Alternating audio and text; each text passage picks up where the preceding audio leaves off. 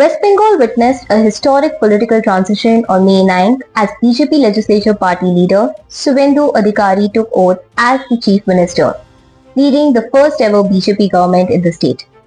Governor R.N. Ravi administered the oath at Kolkata's Brigade Parade grounds in the presence of Prime Minister Narendra Modi, union ministers, NDA chief ministers, and senior BJP leaders.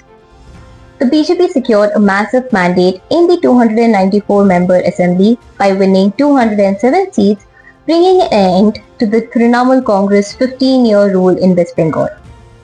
57-year-old Adhikari emerged as the face of the BJP's Bengal victory after winning from both Nandigram and Bhabanipur constituencies.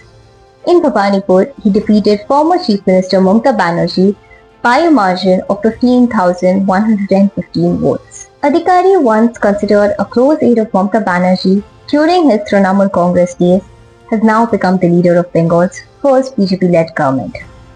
Several senior BJP leaders also took oath as ministers, including Dilip Ghosh, Agnimitra Paul, Ashok Kirtania, Sudharyadam Turu, and Nishit Paramanik.